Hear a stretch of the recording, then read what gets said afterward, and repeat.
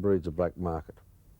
And we've seen in Australia quite a large number of police officers who have been charged in relation to the supplying of marijuana, and that's the corruption element that's inbred. Lawrence McKinney holds the patent for extracting natural THC from marijuana plants for medical use, but the war on drugs has prevented him from using his patent. The major advantages of the drug war to the Justice Department is that the RICO statutes allow them to confiscate and sell anything they can find that's connected to any person who has any large amounts of marijuana. And the result has been such amount of money, over $1 billion last year, that these drug laws are simply phenomenally profitable to the Justice Department. Fighting a war on drugs is big business now. It is strictly to encourage this society of people who can't imagine themselves in another job other than fighting a war, and when they run out of wars outside of the country, then we're implementing our own military on our own people, and it's just gotten totally out of hand. Law enforcement, whether they are military or not, constantly try to take on more and more of the appearance of military, and it's a psychological tactic as much as anything else.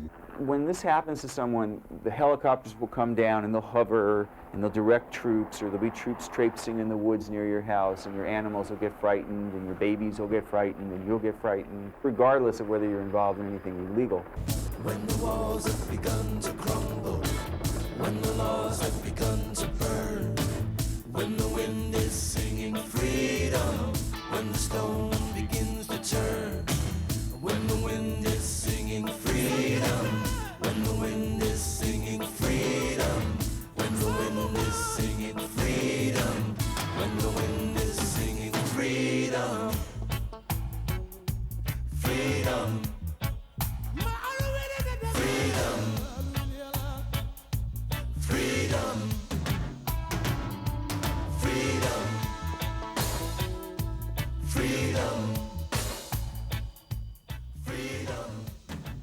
You have vast amounts of money internationally spent to force other countries to go after their marijuana. Nepal was one of the last countries in the world that had a controlled marijuana marketplace, you might say, that was well controlled by the government. Now, because of the pressure from the United States, they made it illegal. With marijuana suddenly illegal, the trafficking was taken over by criminals. And these criminal smugglers very rapidly began to discover there were things that were more valuable than marijuana to smuggle, and infected Nepal and that whole area with heroin smuggling and worse. So it shows you an example of how just with a few dollars and a little bit of pressure, the United States can take a regulated, non-harmful situation and turn it into a situation of crimes, victims, money, and extortion and death. The repression of Lebanon's ancient hemp industry occurred recently during the Gulf War at the behest of the US government and Syria's President Assad. Now, we are friends with Assad, and the United States is backing his efforts to wipe out marijuana growers in Lebanon with tanks. That's what we do with our marijuana policies worldwide. The United States drug policy in toto affects every country. Eddie Engelsman is head of drug policy for the Dutch government. We think that cannabis use is hazardous. We have a very, I must say, comprehensive anti-smoking policy. But does this harm or this risk of getting any harm justify such draconic measures? We think no. At least our policy shouldn't do more harm than such a drug would do. Every major government study ever publicly funded that studied hemp has come to the conclusion that criminalizing it is a bad methodology. Richard Nixon wanted to really drive the stake through the heart of marijuana, so he appointed a 21-member committee. The Schaefer Commission recommended that marijuana be decriminalized. Nixon just denied the results, rolled right over them. The recent US study, commissioned by conservative California Governor Duke Majan, recommended that adults be allowed to grow marijuana plants for personal use. The embarrassed governor refused to endorse it. It's a similar story in Australia. Since 1970, there have been up to 12 inquiries or royal commissions or parliamentary inquiries into the drug marijuana, and all of those inquiries have recommended decriminalisation, and yet no government has been prepared to stand up and say, well, the inquiries have recommended decriminalisation. we will act on the recommendations of the inquiries. All the surveys show that over 50% of the community accept the use of marijuana, and if that is so, then what you're doing is getting a law that is enforcing something that the community doesn't necessarily want enforced. In Holland, the drug problem, the issue, is considered an issue of health and welfare. So it's not for the police and the courts. One objective of our cannabis policy, if I may say so, not prosecute people. It is illegal, but to a certain extent tolerated, which has nothing to do with a laissez-faire approach, but we didn't want to push people underground. The sale of marijuana is tolerated in many Dutch coffee shops. Nowadays, cannabis users have nothing to do with users using harder drugs. We have integrated education on cannabis in our general health education system in schools. In America, cannabis use is many times higher than it is in Holland, in spite of all the measures and all their wars and all their warning and just say no campaigns. So what is the attraction to marijuana?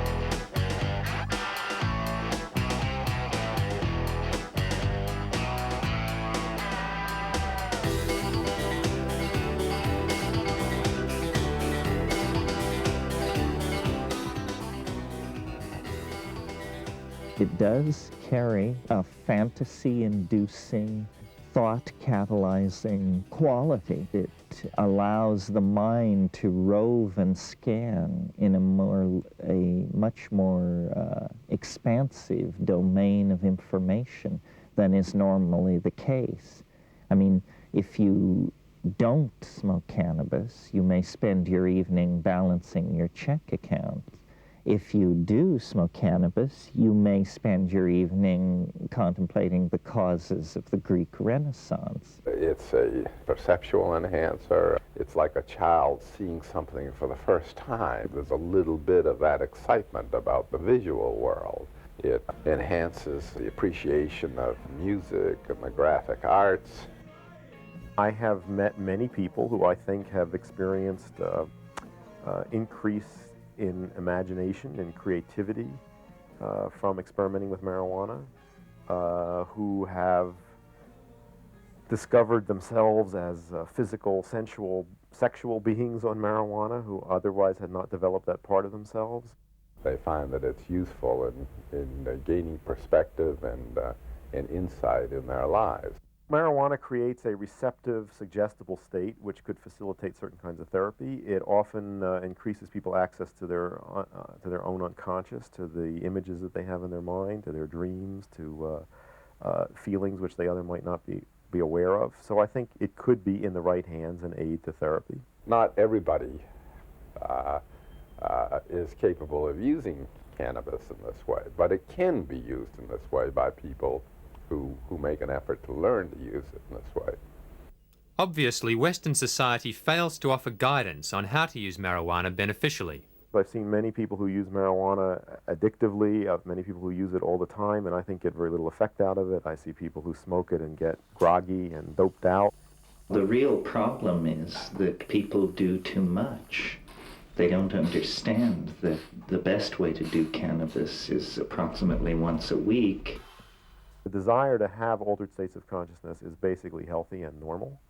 It can have bad expressions, and I think in our culture where there's no recognition of that desire and we don't teach young people how to satisfy it in healthy ways, it's obvious that we're going to see a lot of negative expressions of it. More money has been spent trying to find something wrong with cannabis than any other vegetable material in human history.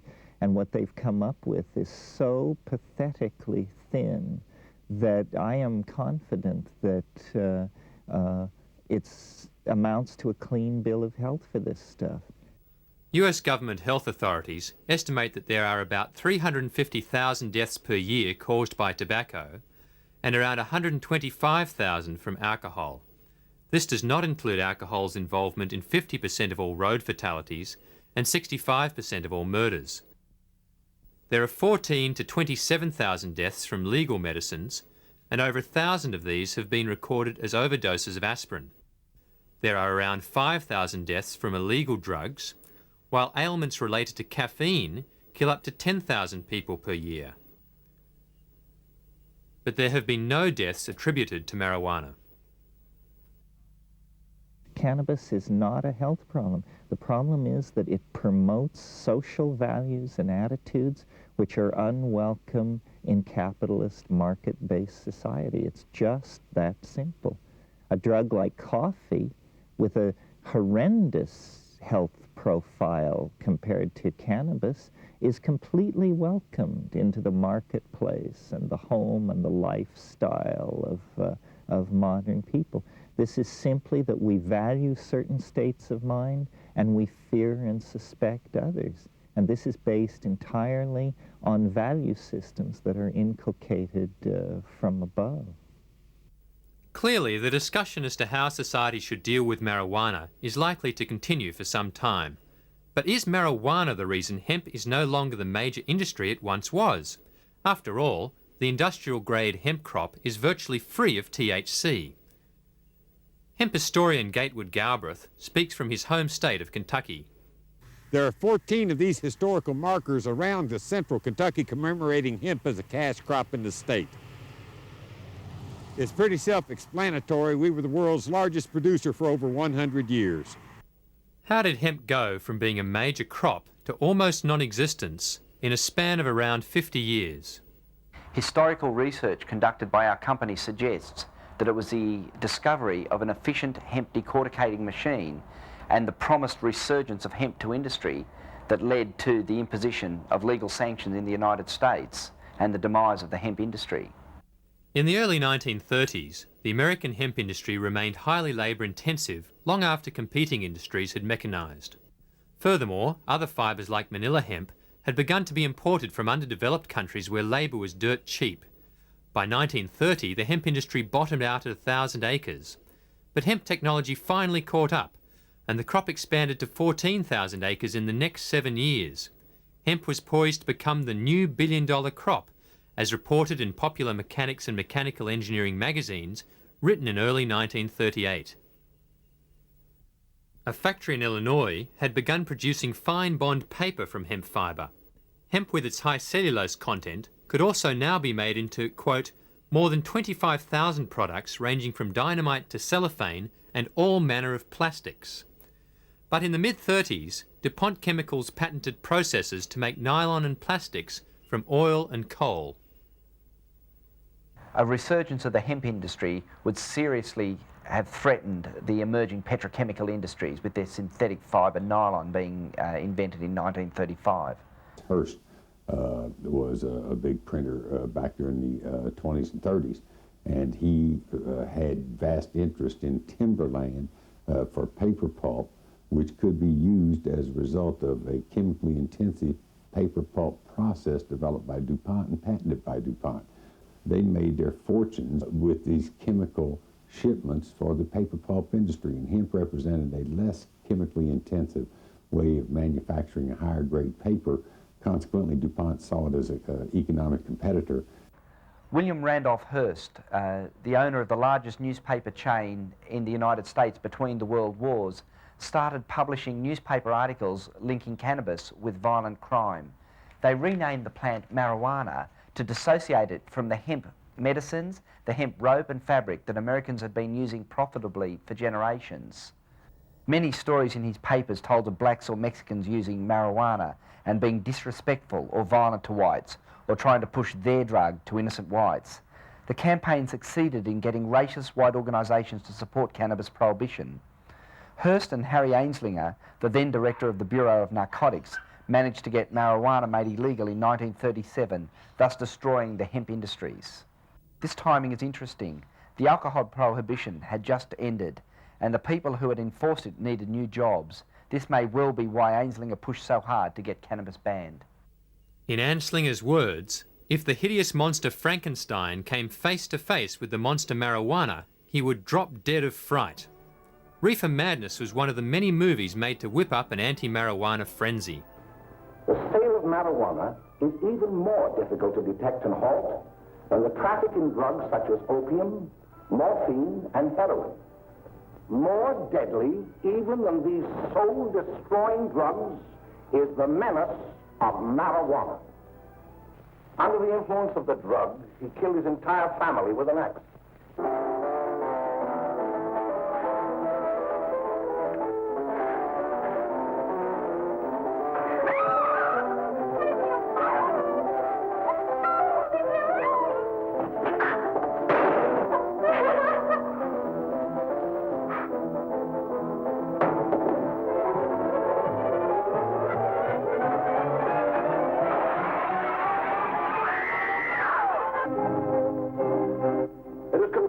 Hopelessly and incurably insane, a condition caused by the drug marijuana to which he was addicted. It is recommended, Your Honor, that the defendant be placed in an institution for the criminally insane for the rest of his natural life. The prohibitionist mentality was abhorred by our founding fathers and by Lincoln and by every other great leader in America. They never had the power to prohibit, but they soon gave themselves the power to tax. The laws which outlawed marijuana were not prohibitive criminal statutes, they were tax acts. The 1937 Marijuana Tax Act, where an ounce of marijuana was taxed at $200, and it was selling on streets for $1. At that time, congressmen voting on this piece of legislation were not aware that marijuana was hemp, cannabis hemp, that country had been using profitably for centuries. The hemp prohibition was initiated by American petrochemical companies in the 1930s to destroy the economic potential of hemp. It has nothing to do with the chemical effects of cannabis drugs or their perceived danger. It's a blatant case of industrial espionage to remove competition from evolving petrochemical substitutes for superior natural fibres. This was why the prohibition was brought in 1938, and this is why the prohibition is maintained. Despite hemp being a major fibre crop in America and the world last century, mention of hemp has been erased from museums and textbooks. This display on the history of American textiles in Washington's Smithsonian Institute contains no mention of hemp. When asked why, museum curator Arkido replied, "Children don't need to know about hemp anymore, it confuses them." Similarly, in the National Textile Museum, there is no mention of hemp, either on display or in the library catalogue. Another example of the hemp cover-up was the attempted destruction of all traces of the US Department of Agriculture's film, Hemp for Victory. This film, made in 1942, was used to encourage patriotic US farmers to grow hemp for the war effort. After 45 years of burial in government archives, it was rediscovered in 1989 by hemp activists. In 1942, 14,000 acres of fiber hemp were harvested in the United States. The goal for 1943 is 300,000 acres. Thus, hemp, Cannabis sativa, the old standby cordage fiber, is staging a strong comeback. American hemp will go on duty again.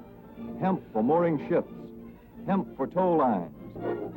Hemp for tackle and gear. Hemp for countless naval uses, both on ship and shore. Hemp for victory.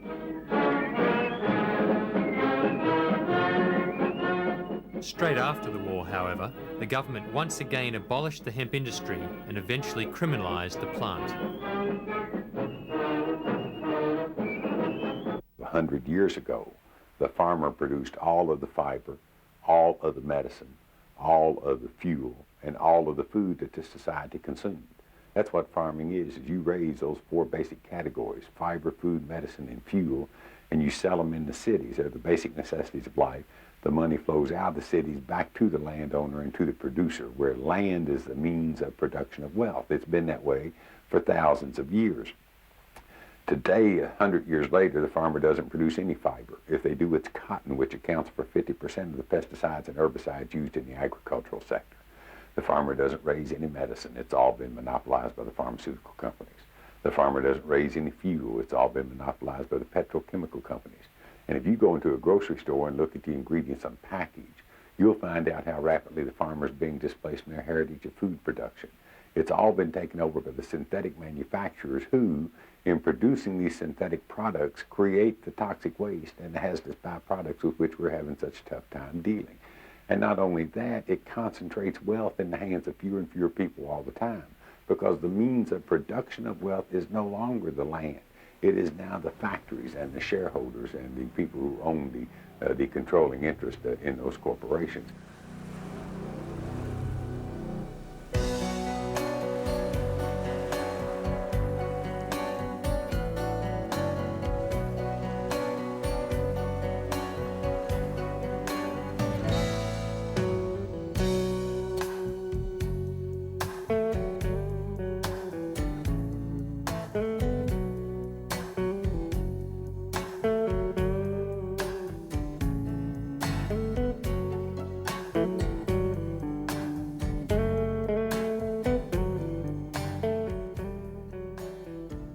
Does government have the right to tell man or woman that they cannot plant a seed in God's green earth and consume the green natural plant that comes up out of it? That seems such an inalienable right. That seems such a natural and basic way of communing with Mother Earth and with the natural cycle of things.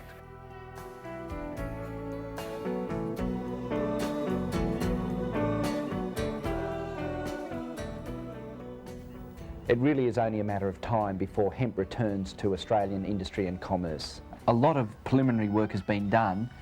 We have literally thousands of hectares ready to be turned over to hemp cultivation. Factories to handle the downstream processing of the fibres are ready and waiting. The industry can develop very quickly once these foolish bureaucratic limitations are removed. It is just such a simple and benign solution, and if we don't do it, I think we're going to lose just about everything that we hold dear.